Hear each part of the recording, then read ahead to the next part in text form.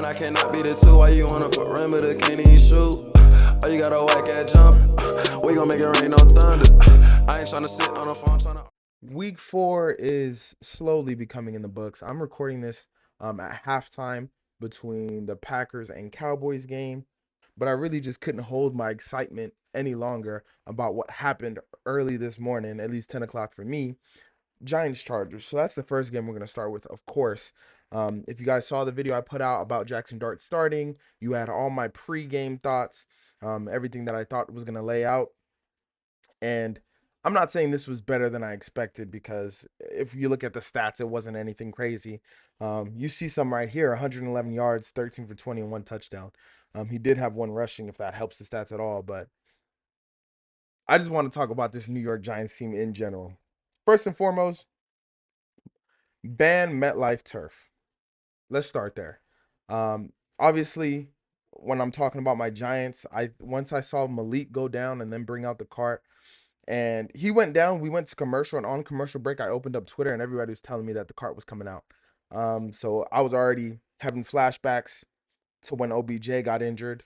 And that's just speaking Giants. I know there was plenty of other teams, Aaron Rodgers, I think of Bosa. There's a MetLife turf in general causes so many injuries. And I just don't understand why, for $1 billion franchise, and not franchise, but league organization, why they still allow stadiums to have turf.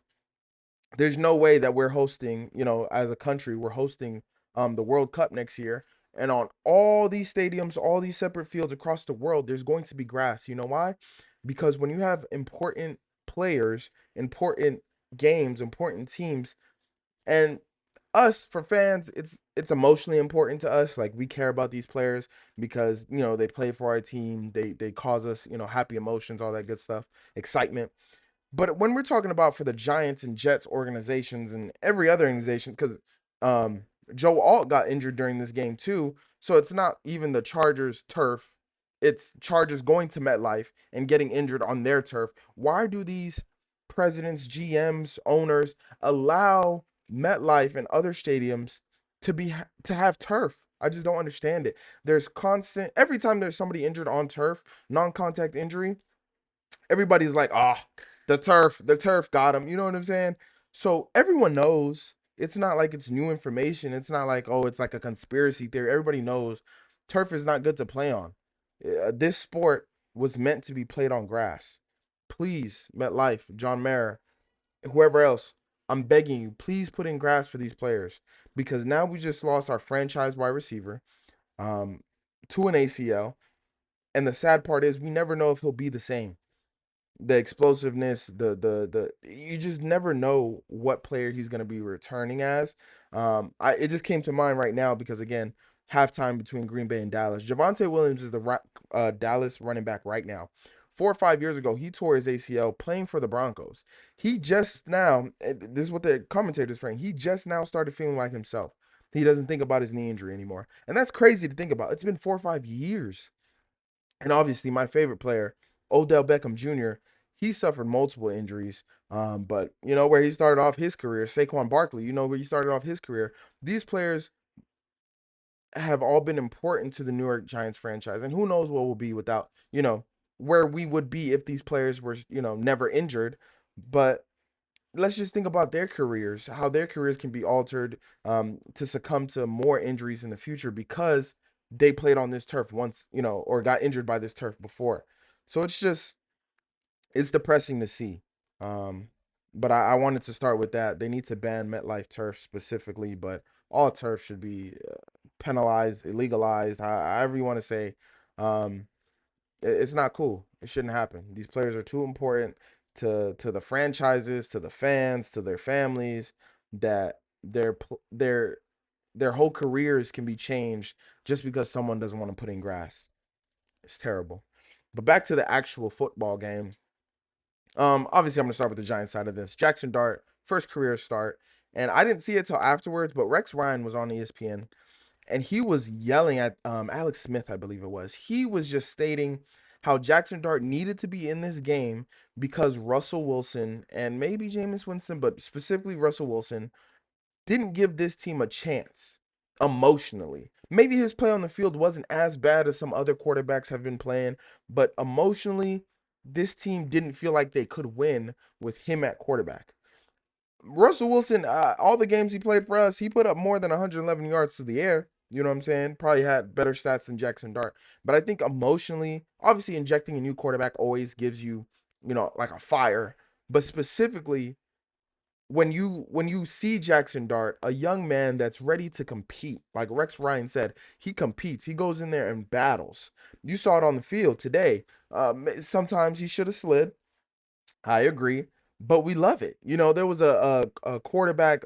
It wasn't a quarterback draw, but running back went to block a quarterback design run. Let's say straight in the inside, he got stuffed and he was able to sneak it back to the outside. That didn't even show up in the stat sheet because there was like a defensive holding or whatever the case was. So we took those because it was more yards.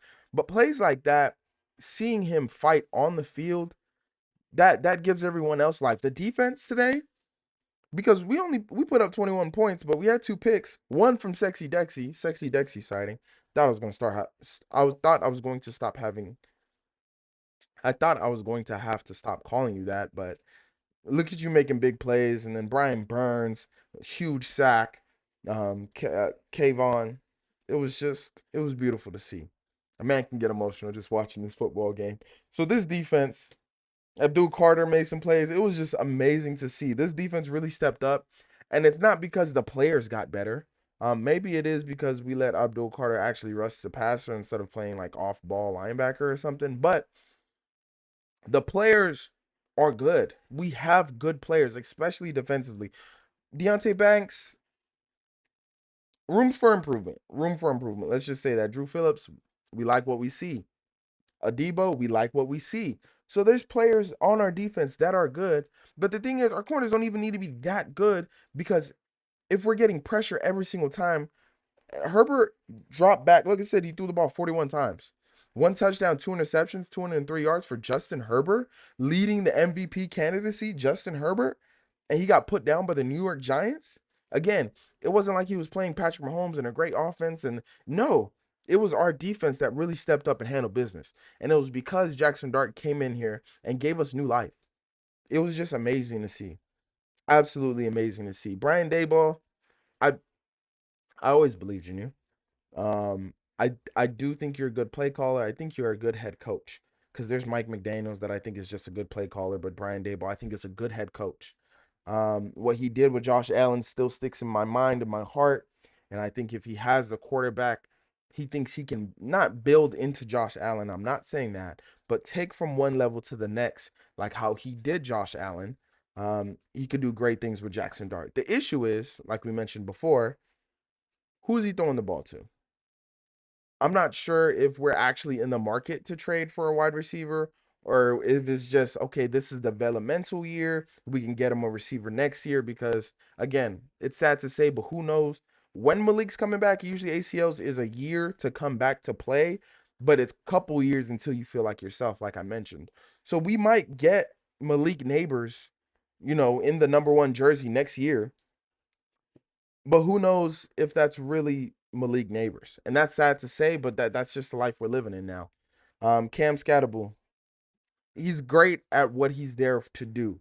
Deliver pain. He's great at catching the ball out of the backfield. I didn't know he had that many receptions at ASU, but that's impressive to hear. I do think we need I like Devin Singletary. I think we need more of a scat back. Scat back. I think we need more of a scat back to pair with him, but I like what I see. I truly do. Um, Again, wide receiver 1. I don't like the idea. I've heard Odell coming back. I love Odell. I would love Odell to play for the New York Giants, but I see no reason why he would come back to what he calls Death Life, MetLife Stadium, Death Life Stadium, um, on this turf that just took Malik Neighbors away from us to come play for us. Like I just don't see that happening. Tyreek Hill, I've heard things, not things like there's rumors about him, but Giants fans saying, hey, we need a wide receiver 1. Tyreek Hill in Miami's not working out. I hear things about AJ Brown, especially after, what happened today, but we'll talk about that in a sec with AJ Brown and his upsetness, his disgruntledness with the Eagles, but I doubt they'll trade in within the division. So we're definitely, I think, on the market for a wide receiver one for our QB one because I do think we got him. On the Chargers side of things, offensive line. Their offensive line is injured, and obviously, if you can't, 12 carries for Amarian Hampton for 120 yards is interesting because it was only 12 carries, and look how many yards he had. Some really big yards on us, big plays. But the Chargers without an O line, that hurts. We thought Rashawn Slater injury was gonna hurt. It ended up not biting them until Joe Alt got hurt and other players as well. So I don't want to take too much about it as long as the injured players come back. Obviously, I don't think Rashawn Slater's coming back. I don't know what Joe Alt injury was exactly. Um, but I expect them to run the ball more so Herbert doesn't get beat up back there, not throwing 2 picks a game, things of that nature. I think this game was more about how the Giants took over on in the trenches rather than the Chargers, not being good enough or having a letdown game of sorts. It was injuries, and then our O line and D line really handled business today. So that's all I have to say about that game. Moving on to the Cowboys Packers game. I don't like ties. I want to get this off my chest first because this is the first tie of the season. But as an athlete, former athlete, obviously, I didn't play in the league or anything like that. But I hate the idea of going through, in this case, 60 minutes of gruesome football. And at the end of the day, you don't know if you're better than that team on the other side of you. Now, you can say, oh, we had to play here, had to play there, where we could have won the game or, whatever the case may be. But simply ending the game and like, hey, we tied, we'll never know. Like that's just so dumb to me. And I think it's college rules, overtime, second overtime, and then you flip, and then you go until there's a winner. I don't know if I love the idea of just going for the 25 because then you miss out on, all those yards and special teams that can happen. But just the idea of playing a full game, in this case in the league, you're all week thinking about how do we beat the Packers? How do we beat the Cowboys? How do we stop Dak? How do we stop Micah? How do we, you know what I'm saying? And then at the end of it, it's just like, yeah, I guess we're even. Like, that's just so stupid to me. But anyways, the Green Bay Packers are my Super Bowl pick coming out of NFC. They might be my pick to win it all, I forget. But this is disheartening. Back-to-back weeks, one side of the ball has come up short. Last week, I felt like it was the offense that came up short against the Browns. I know the Browns have a great defense, but there's no reason that you should only score 10 points, I believe it was, against the Browns, when the Browns offense is so bad. Because I believe in complementary football. I don't care how great your defense is. I don't care if you have the 85 Bears. If you have the, I don't know, I don't want 2025 Panthers. Maybe that's rude. 2022 Jets, whatever. If you have Zach Wilson Jets, but you have the 85 Bears, there's no reason why the other team's offense shouldn't get rolling because eventually you'll have more possessions, you'll have more drives. Does that make sense? So against the Browns, and I don't want to go back and talk about the Browns, but against the Browns, their offense is so bad that that Green Bay's offense has more tries, better field positions, all those good things. So there's no way you shouldn't put up points, even though their defense is good. The defense is going to be gassed because they'll be should be on the field more than your defense because your defense is owning their offense. So in this case, or last week, the Packers played the Browns, and I was disappointed. Obviously, they lost, but I was really disappointed just the way they lost. Defense played well, offense did not, in my opinion. And then the reverse is this game. Offense played well, defense was cheeks. I don't know how this happened. Going into halftime, I thought, okay, it's going to be 13-0. And then, the extra point gets blocked for a 2-pointer going back the other way. And then all of a sudden, Dallas's offense is rolling. And it's not like anybody really had a bad game. If you look at the stats here, Jordan Love played well, 31 of 43. Again, I've been saying I don't want Jordan Love throwing the ball that many times. But in a game that your defense isn't stopping the other team, then you have to throw the ball more because Josh Jacobs did get 22 carries and Emmanuel Wilson was toting the rock too. So it's not like they weren't running the ball at all. They were running the ball plenty. It was just that if Dallas keeps scoring, then I'm going to have to find new ways to score for myself. So again, both teams played extremely well. I just don't think both offensive plays extremely well. I'm just surprised that in the first half, Green Bay's offense couldn't score more. And then at the end of the day, that Dallas Cowboys put up 40 on this Green Bay Packer defense. And I know the story coming into it was Micah Parsons coming back home. And I don't he wasn't really a factor in this game, at least from what I've seen. It's not like I stare at the line all day. I just, a couple big plays that he made, or the plays that I saw him make was the one on the screen here. Dak Prescott could have just walked in for a touchdown. Packers were in man coverage. It seemed like he was just going to walk in with because the DB's back was turned. Micah got him for a sack or a run for no gain, whatever you want to call it. But really, Dak Prescott let him hang today. Dak Prescott is a darn good quarterback. I'll tell you what. And obviously he has to be for this team to have a chance at anything. George Pickens had a huge game with the Dallas Cowboys for the first time. Obviously CeeDee Lamb was not playing, but Dak Prescott did, share the wealth, so to speak. There's a few missed balls. Tolbert, I feel like Turpin could have been bigger in the game plan. But George Pickens was carrying his weight. 8 receptions, 2 touchdowns, 134. That's excellent production out of George Pickens. He was doing what he does when it comes to contested catches and making people miss. This is good. This Dallas offense is good. Not because they have weapons galore, because their offensive line is great, or whatever the case may be. It's because Dak Prescott is a top quarterback in this league. What number would I give Dak in quarterbacks? 7, 8, like top 7, top 8. Obviously, we got the big three: Jalen, Joe. I guess we can take Joe out of there. He's injured. Dak is up there. Jordan Love played well, but I don't know. I want more for Jordan Love. I feel like, wow. I'm looking at this right now. They had the same number of completions. Jordan Love had more yards, but Dak Prescott had 3 less attempts. Both had 3 touchdowns. This was a battle. This was a great battle, especially for me coming from watching Jaxson Dart and Justin Herbert didn't have a good game, but coming from watching that game to watching this game, this is what Twitter calls watching gods at quarterback, and obviously they're not gods, but you know what I mean. It's a metaphor. That these quarterbacks are really really good, and they played like that. But back to the Green Bay Packers, I'm disappointed. I need them to do better. Last week I said, hey, this loss is good for them. They were talking about undefeated, this and that.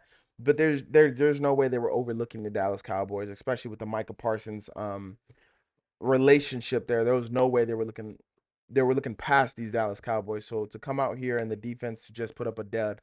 I know they were missing, I think it was Nate Dobbs. Yeah, I think it's Nate Dobbs.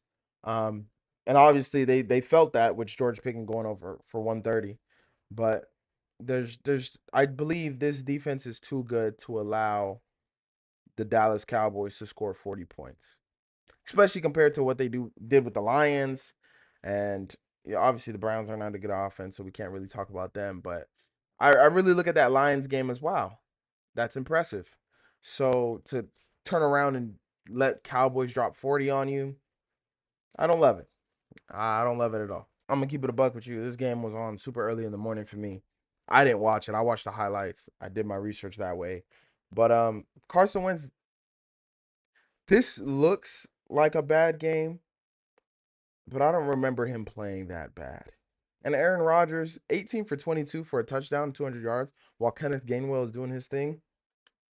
I think we'll take that. A big chunk of Aaron Rodgers' yards came off one play to Metcalf. You can see Metcalf 5 receptions for 126. He took one for like 70 yards or 80 yards or something like that. So their offense didn't do much, but they did just enough against the Vikings. The Vikings, I mean, you can't really judge this team unless they have J.J. McCarthy back there, even though Carson Wentz might be better right now. J.J. is who they want playing. And I'm just not that interested in this team. I'm not interested in this game. I'm interested in what the Steelers have going on. If Rodgers can continue just holding water and not being bad, I feel like that can be something. They got good vibes over there. Kenneth Gainwell had a resurgence. At least this morning he did. There was a play. Jordan Addison's first game back. This is Jordan Addison's game back. Caught the ball going up the sideline, whatever the case may be. Peyton Wilson, I believe his name is, chasing him down is extremely impressive to me. I'm not gonna lie to you. A linebacker chasing down a wide receiver, I don't think that should happen, especially in the NFL. Like you're paid to catch the ball and score touchdowns, run routes, score touchdowns, be explosive, quick, all that good stuff. I'm not saying a fact. The fact that a linebacker caught you, it's his first game back. I'm gonna cut him some slack, but this game I'm not uber interested in because I don't think any of these teams are really going to be important when it comes to the playoffs. But Steelers are 3-1. We got to pay some attention to them. So this is the New England Patriots that I expected to see for the entire season. Maybe not 42, you know what I'm saying? Because they did get help, by special teams and the incompetence of the Carolina Panthers. But I expected New England to be better, but they're 2-2, you know? It could be looking up now. I really want to focus on the Carolina Panthers. They put on 30 against the Falcons, which I don't think the Falcons really have a good defense, but the Falcons offense is good. So the fact that they held the offense to 0 points, even though I don't love the quarterback, they held the Atlanta Falcons to 0 points, and then they come out here and allow New England to score 42, really 35 if you think about it. But what are the Panthers and specifically Bryce Young? Is he closer to this performance or the performance from last week? That's really what we need to know. Me personally, I think he's closer to this performance. He lives off just beating the Falcons or being good against the Falcons, and that's not going to cut it. I mean, divisional games are important, to be good in the playoff or to make it to the playoffs. You usually have to win your division or be top 2 in your division. So that's good that he does that, or that's good that he plays well against a certain team there. But I just don't think Bryce Young's the answer. I don't know if the Carolina Panthers are going to see that or believe that or want to give up on him. Whatever the case is, Ted McMillan, though, I'm impressed. I believe Steve Smith said some negative comments, had some negative comments about him before the draft. So I took that to heart. I was, but from the highlights that I'm watching, he's a good player. But again, that's just highlights. Going back to the Patriots, yeah, like I said, they put up 42. They had a touchdown from a punt return. They had a touchdown from the punt return, but at the same time, they had another one. Marcus Jones had another one where he could have got it back, where he could have brought it all the way back. He just didn't. Um, the game at halftime, as you can see right there, it was 28-6. It's already game over at that point. If that was the final score to the end of the game, I don't think I'd feel that different. But, giving up 42 after you give up 0, gut wrenching. But again, I don't know if these two teams will be in it at the end in the playoffs. I hope the Patriots will be. I don't know. I feel good about the Patriots. I like Drake May. I think they need. I don't know why they're not playing the rookie, Travion. You know who I'm talking about. The rookie running back. I'm surprised they're not playing him, especially with Ramondre's fumbles. But the fact that he only had 9 carries and Drake May only had 14 completions for 200 yards just shows you that they were working with a lot of short fields. And they made the most out of it. But really, I think this game is more about the Panthers and their lack of talent, lack of, I don't know what they have lack of. It was lack of it. That's really what it is. On the flip side to that Panthers Patriots game, we have the Commanders Falcons game, because again, the Falcons and Panthers played last week, and that was the biggest, 30-0. I don't remember last time I think it's 30-0. But the Falcons can feel good about this game. Michael Penix believers can feel good about this game. I'm not really moved by it. Like, you're playing the backup not the backup Commanders, but the backup Commanders, without Jaden, they're a different team. I know they traded away Brian Robinson before the season started, but without Eckler, Brian Robinson, Scary Terry, like they're just missing a lot of pieces. And I feel like this team's not the same, and you still let up 27, and they had a chance to win this game. You can feel good about the way Michael Penix is throwing the ball. I'm not really moved by it. I'm sorry. 34 points is 34 points at the end of the day, even if a lot of it was catch and run. Drake London had some amazing catches. Bijan Robinson did his thing on the ground and through the air like he does. But I'm not really this offense is really good. I feel like the pieces are really good. When we're talking about tight end, running backs, we're talking about the Falcons, by the way. Tight ends, running backs, wide receivers, obviously. It's just, is the quarterback gonna take them to the promised land? Is he really what they need him to be? And I just don't know. Again, 300 yards, 2 touchdowns, 1 interception, 20 for 26. It looks good. Some of the deep balls he was throwing did look very good. I just don't know if I'm a Michael Penix believer. So one week you give up 30 to Bryce Young. The next week you give up 27 to Marcus Mariota. your defense doesn't seem to be good. Your offense, congratulations. Your defense isn't going to take you anywhere. But they're building it. They have a defensive head coach. They should be better than what they are, but I don't know. I don't believe in the quarterback, and the defense is clearly not good. So we'll see what happens. Mind you, there was this one before I get done with this team. There was this one play where Bijan, again, catch and run, went crazy. That Bobby Wagner, I don't know how old Bobby Wagner is, but the fact that he was on the Legion of Boom 10 years ago and Russ just got benched last week tells me that he's been doing this for a really long time. Bobby Wagner was man-to-man on Bijan Robinson when he was running around. Why? Whose idea is that? Who thought that was a good idea?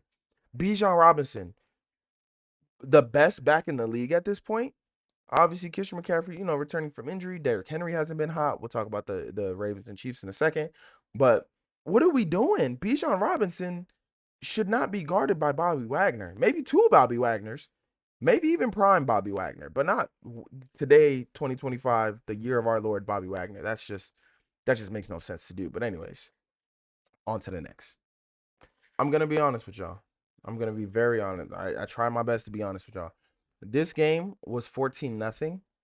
I had the Giants game on one screen and the Bucs game on the other. I call it the Bucs game because I want the Eagles to lose, but the Bucs game on the other. I was watching the Giants game. I was watching the Eagles game, the Bucs game. I was watching the Giants game. I was watching the Bucs game.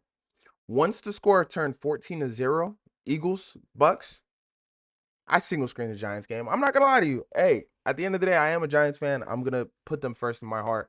But it was 14-0. The Bucs injuries, offense and defense. I just didn't think they had it in them. I'm not going to lie to you. They ended up making it a game. You can see the stats. Again, Jalen Hurts. He's a winner. He's a winner, chat. I don't know what else to tell you. He is a winner. 15 of 24, 2 touchdowns, 130. Leading rusher, 9 carries, 62 yards. He's a winner. I don't want to talk bad about Jalen Hurts because I like him as a guy. Again, I don't know him personally, but you know what I'm saying. I like him as a guy, how he leads his team, how he runs the tush push because it's best for his team, even though it might not, be glamorous as a quarterback. He does what he needs to do. What I think is interesting is what happened after the game. Again, let's not pass Baker Mayfield, putting up 25 on this defense, missing a lot of receivers, 2 touchdowns, 1 interception. We're still looking at Baker Mayfield. We're still looking at Baker Mayfield for MVP, especially after what Justin Herbert did today. But we'll get to that. After the game, mind you, I was checking in on the game during the Giants game, but I was very locked in on the Giants game. Checking in on the game, I see the Bucs are coming back. The Eagles are putting up 31 points. I'm on Twitter, and I see a tweet. And I see A.J. Brown post, "I love all y'all with all my heart."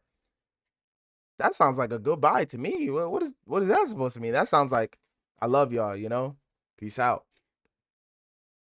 That's first part. Second part, so it's Mark 6:11. This is the verse, and I want to read it to y'all. Thought I had it up here. I want to read y'all the verse that he posted. Let me just get it off his Instagram. Boom. Finally, I pulled it up. Mind you, y'all can't see it because of the lighting, but this is directly off his Instagram. It says here, Mark 6:11, MSG version. "If you are not welcomed, not listened to, quietly withdraw. Don't make a scene, shrug your shoulders, and be on your way." That's what the verse reads. What does that mean, chat? What does that mean? AJ wants out of there. Let me just put that out. Everybody knows AJ wants out of there. The team is 4-0 and he's posting things like this. I love it because this is what I want from a wide receiver one.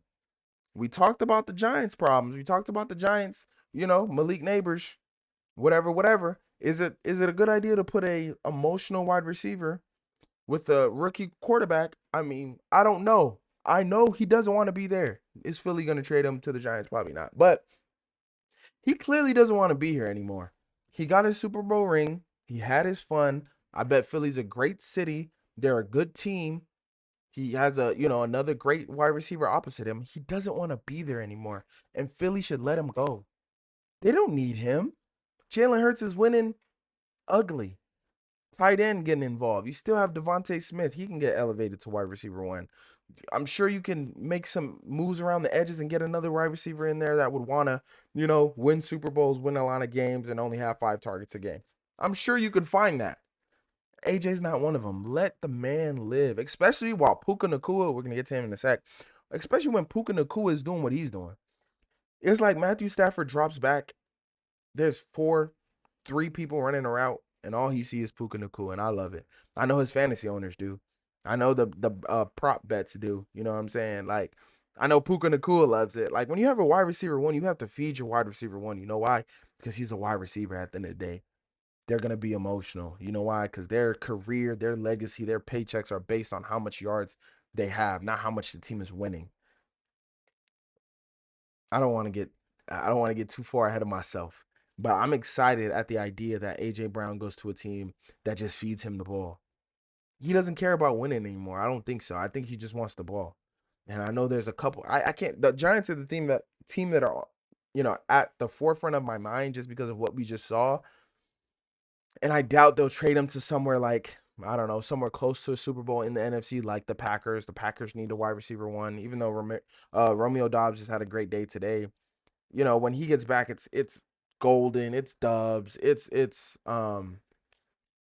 Watson when he gets back, Jalen Reed, just a whole bunch of B plus, C plus, B minus to B plus players. AJ is a S rank, A triple plus. You know what I'm saying? So I doubt the Packers would do something like that. I mean, I doubt the Eagles would do something like that with the Packers, but it's interesting. It's interesting to think Buffalo. Like, are we getting there? I don't know. I don't know. It's interesting to think about. That's what I think is the most interesting thing to think about for these Philadelphia Eagles, because their offense makes it happen good enough, well enough. Their defense, I think their defense is really good. I mean, I don't think giving up 25 to Baker is a bad thing, but when you factor in the injuries and maybe you want a little bit less. But again, if your offense is scoring 24 in the first half, the other team's offense is getting more of a chance. Like I said before, complementary football. If you're scoring fast or you're scoring a lot, that means the other offense is also getting a chance to get a rhythm going, figure out your defense. Your defense is on the field more. Stuff you think about. But I'm excited. I hope A.J. Brown goes somewhere. Go somewhere quick. Moving on to the Baltimore Ravens.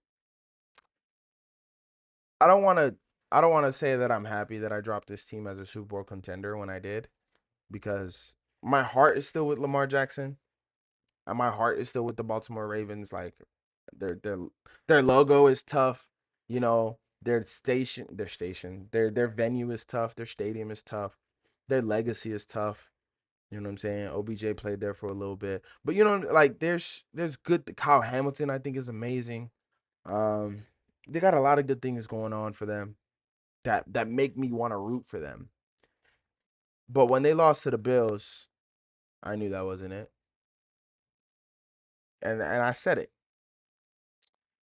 And now the Kansas City Chiefs, it's crazy that the Chiefs beat the Ravens, but the Chiefs just got a pick me up from a team that's not good. Like, they can walk around in their head thinking, wow, we just beat the Baltimore Ravens, a really good football team. Lamar Jackson, multiple time MVP, should have been 3, multiple time MVP. But they didn't beat that version of the Ravens. Like, they did technically, because this is the Ravens in front of them, but it looks a lot better when you say it out loud, until you look at their record, until you really watch these games, and how bad their defense is. There's no way Kansas City. Yes, Xavier Worthy did come back, but is that offense good enough to put up 37 points on a good defense? I don't know. Not even a good defense, on an average defense, because the Baltimore Ravens are so bad. They're just bad. Their offense is great, should be great. Lamar Jackson should be great. Derrick Henry should be great. But when Justice Hill, I'm just looking at this, I just realized I don't see Derrick Henry's face on here. 3 carries, 76 yards, 1 touchdown. Obviously, he broke one, but when Derrick Henry only has, I don't know, five carries in the first half or something like that, I saw a stat. I mean, I can't tell you how many carries he had exact. He had 8 carries for 42 yards in this entire game. And yeah, Kansas City started to pour it on in the second quarter, not the second half, second quarter. But if you're the Baltimore Ravens, what do you have Derrick Henry for? You don't have him for 8 carries. Can we feed the man, especially when he's coming off fumbling problems and coming off playing the Browns defense? You need to feed this man. Obviously, Browns, Lions, whatever. But when he's coming off fumbling every game, and he's supposed to be your most important offensive player outside of your quarterback, you need to feed him. So I know they have offensive line issues. I know they're missing a lot of D linemen, which I think made it a big deal for the Chiefs because they were able to run the ball enough to open up their passing game. And obviously Xavier Worthy was huge. You can see his face twice here for the rushing yards and the receiving yards. So Xavier was huge for this team today coming back. Um, but I think this is more about the Ravens, and it's time. I don't want to say it's time to rebuild because that sounds so dramatic, but it's definitely time to look to the future. You got to rebuild that defense. That's for darn sure. You let Mike McDonald walk out that door, and now he's coaching Seattle, and Seattle's doing pretty well, especially on the defensive side of things. And now your head coach is how hot is his seat? It needs to be hot. I don't think it is hot enough. I haven't heard anything about it. Just when you think about a coach that's been there for so long, I think they can become too comfortable. They can get complacent. I think he was on his way out before they drafted Lamar Jackson, and Lamar Jackson really resurrected his career, so to speak. Not saying he's a bad coach, but sometimes it's time to move on. And again, there's a stat. I'm telling y'all, one day I'm gonna pull up the picture. There's a stat, you know, coach quarterback combinations that win Super Bowls get to it within their first 5 years. It's a first things first stat. Um, and the Ravens aren't there, haven't been there, and it's time to move on, especially from that coach. It's time to rebuild. Offensive line, defense. The weapons are nice. Probably have to move on from Derrick Henry. Like I don't know. That's really future stuff. I think he works well with Lamar Jackson, but a lot of people would work well with Lamar Jackson, not Hall of Fame well like Derrick Henry. But I definitely think it's time to move on for the Baltimore Ravens and John Harbaugh because I think Jim is with the Chargers. The Harbaugh coach. Time to go. Okay, now we could just go through some of these other games that I didn't really hear about. Saints Bills. I'm surprised this wasn't a huge blowout like everyone thought it was gonna be. Obviously the Bills won comfortably. The Saints are just a really bad team. Sneaking in a little college football. You can get on my TikTok. I'm an LSU fan. I talk about LSU games. Probably that's the only thing I talk about. Because I'm not like super into college football, but just enough to speak on it. I don't think they want Garrett anymore, especially after his performance this season. But we'll see what the Saints do. Browns Lions. Is it time to go on to I'm a little interested about this game because is it time to move on to your rookie quarterbacks or not? Again, Shador believer here.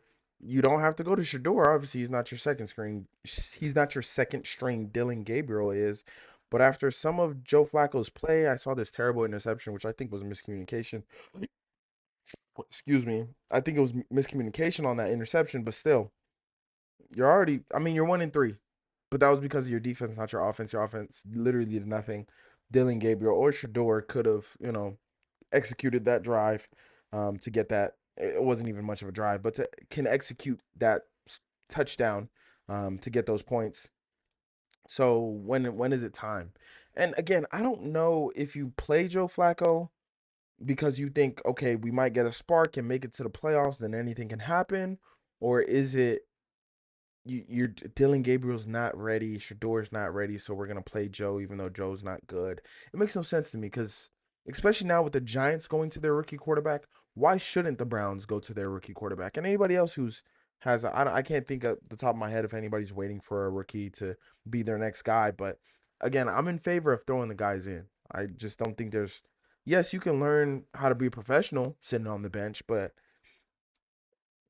it makes no sense. Why is there things such as the preseason or, live drills and reps and all that stuff if you're not going to let your rookie catch live bullets? Like this is what you need to do to be the player you think they are cuz they could look great in practice, but maybe when the lights are on, they shrink. Yeah, college tape is one thing, but clearly you don't know what they're going to be when they get to the league. That's why you have tryouts and the combine and stuff like that. But I want the Browns to go to they'll be more interesting to me when they move on to one of their rookie quarterbacks, whoever it is. Panthers Patriots we talked about, Chargers Giants. I could do a whole hour on that game, but I don't think people care that much. Titans Texans 0-26 after last week the Panthers did that to the Falcons. 0-30 is pretty interesting, especially when you look at the Texans. I saw a play circling the internet that, CJ was I forget who sacked them, but the sack on CJ was like the quickest sack of all time because they just literally walked through the Texans' whole line and sacked them. So the fact that that team put up 26 on you is pretty interesting. Cam Ward, the more I see of Cam Ward, especially on the mic, I've seen some highlights and stuff like that, but the more I hear him on the mic, the more I think he is the franchise quarterback for the Tennessee Titans just because he's a leader. Again, the play may not be there 100%, but that's obviously not his fault. There's a lot of other players that need to do better. Coaching, that coach gets a little hot in the interviews too, so he's not going to be there next year, maybe even finish this year. I don't I don't know. I don't know how I feel about firing a coach in the middle of the year. I don't know if it really does anything for somebody. But Titans 0-4. Cam Ward not winning any awards this year. But again, I love throwing rookies into the fire. That's my thing. I don't think the Texans are to be taken seriously, even though their defense is to be taken seriously. Um, that's all about that. Colts and Rams. I was very interested in this game because Daniel Jones. Obviously, we don't know especially because what the Rams did last week against the Eagles, and then coming to play the Colts. Daniel Jones believers thought they had a chance, and people that don't believe in Daniel Jones thought they were going to get blown out. So the fact that the score was 20-27 is pretty interesting. I think this game is really all about Puka Nacua and him putting on. We can see it right here. If you can see my screen, you can. Obviously, I know you can. I think this game was mostly about how I talked about earlier. Matthew Stafford and Puka Nacua. That connection is something serious. If you're a wide receiver one and you play with Matthew Stafford, you owe him watches, Rolexes, cars, chains, whatever it is that you're getting from your contract. You owe a lot of it to Matthew Stafford because he just amazing quarterback, can make every throw. Obviously, everybody's All-American, all that good stuff. But the fact that he just really dials in on his wide receiver one, we can go back to Calvin Johnson. Were there other players that could have got the ball a little bit more? Maybe, probably. Puka Nacua, Sean McVay's offense has it wide open for everyone. I feel like there's obviously no Puka Nacuas on that team, but even when Cooper Kupp was there, Puka was really like he really emerged himself as, oh yeah, I'm the guy. Like Cooper's nice, big third down play a couple yards, but I'm the guy you want to target every single time, and 170 yards. That's impressive. You probably want more touchdowns if you're Puka, but that's really impressive. Um, Rams are to be taken seriously, and I think the Colts are to be taken seriously. The Colts might the Colts might be with the Patriots. What I thought the Patriots would be. Well-coached team. Quarterback's just good enough to get it done. 3-1 is 3-1 at the end of the day. If they fall off, they start falling off. We'll see. That Rams defense is good, so I want to say, oh, look at Daniel Jones' poor performance against this team. He's back to being a pumpkin. I don't know that just yet. We'll definitely find out in the next couple of weeks. It wasn't a good performance for him. All right, so it is Tuesday morning post Monday Night Football. I know there's some other games we didn't get to either, but really the Jags and the 49ers, the most important part I think happened afterwards when Coach Liam Cohen was talking smack to Robert Saleh, which is pretty interesting because if you saw the video, he walked by him and then he turned around and said, like, keep my name out your mouth, which I didn't know Robert Saleh said anything about Liam before that. I think this is good and bad. I mean, professionalism wise, you don't love it, but I think the players would love it because it's like, oh, he has some fire, and he has some pride in him. And I think that was a big win for the Jags because I think the Niners are not a serious team, but they have the name of a serious team just because they have so many injuries, like the Ravens. But Brock Purdy did play, so they do get the boost of beating a good starting level quarterback.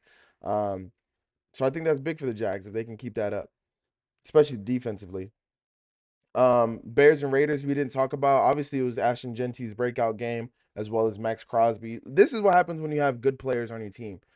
I know they didn't win, but when we have Ashton Genty and Max Crosby, two players on the east side of the ball to go crazy, it gives you a chance against what I think will be a good Bears team. Maybe they're not right now. Their head coach has some, I guess, maybe coaching in the NFL is not top tier right now. Their NFL coach is very temperamental, very angry. Everybody says Ben Johnson's mad at the world, and I can see why. Um, I think he was staring at the reporter aggressively for asking a question, and I don't love it. I know emotions are high, middle of the game, things of that nature. Even post game, emotions can run high and hot. But dude, people already think you're a douchebag. If I'm being honest, people already think you're not a nice guy. I think you need to be kind to reporters at all times, professional. Maybe not kind, but professional at least. And I just don't think staring at maybe there's a little bit of me that just because she's a woman that also like adds a little more don't do that. Maybe that's unfair, but that's just the way I feel. um Jets, Dolphins, Bengals, Broncos, those were the two Monday night games. Bo Nix had a great outing, but really it's hard to take things from playing another team when the other team is missing their starting quarterback or missing so many pieces in general. Um, so again, good win for the Broncos because people thought they were going to have a good year. Now they're 2-2. Maybe they steady the ship, see what they do for the rest of the year. Bengals with Joe Burrow, I really have not much to say. Jets and Dolphins, shout out to Tyreek Hill. Praise up to Tyreek Hill. That injury was gruesome. That injury was really bad. This game was more, I don't know, was more entertaining to me because of some of the names in the game, because of Aaron Glenn. But his team looks bad. And I know the Jets fans are like jumping all over him right now, but it does take some time for a coach to really get his fingers into the team, get his claws into the team, so to speak. But so many false start penalties, illegal motion, illegal shift, whatever you want to call it. And I know he's a defensive guy, but you are the head coach, and these things do matter. You're the head coach of the whole team. So when your team is doing silly things to help you lose the game instead of, hey, we just don't have good enough players, that's fine. But when your team is doing things that stop you from winning the game when you could have won the game, that's no bueno. Dolphins run game running all over the Jets. I mean, A-Chan is good. A-Chain, I don't know how you want to say his name, but Tua, oh my God, there was this one play, play action. They was beating them with the boot all the time, but play action boot had nothing. Tua scrambled to the left, ran downfield, slid, and of course the defender hit him right before he slid. Head bounced right off the turf. There was no doubt in my mind that Tua was concussed. He was gonna lay there. He was gonna seize up. Whatever. Like that was literally my first thought, and it's sad that's my first thought. But with his injury risk, I just don't understand. Does he not care about himself and his family? Like, this is bad. Like, I'm surprised the league didn't tell him to like go to the blue tent or like Tua, you just have to be better, man. Nobody wants to see you injured, and when you put yourself in bad, there's one thing like if you're in the pocket and you get sacked, whatever, you can't control that. But when you're running downfield and it's just honestly, I think he would be better if he would just like take a big hit, like if you just truck somebody or let somebody hug you rather than sliding, because then you're completely defenseless. But those are my thoughts on those games. I'm excited to see what Week 5 brings us. Still sad about Malik, but onwards and upwards. Thanks for watching this video. I truly appreciate it. If you don't agree with any of my takes, we can argue about it. Get on the podcast, get in the comments, whatever you want to do. You can subscribe to my channel right here. In this other corner, you should get with my TikTok and my Twitter. And in this corner right here, you can watch any more reaction videos, vlogs, or watch any more takes. Till then, see y'all. God bless.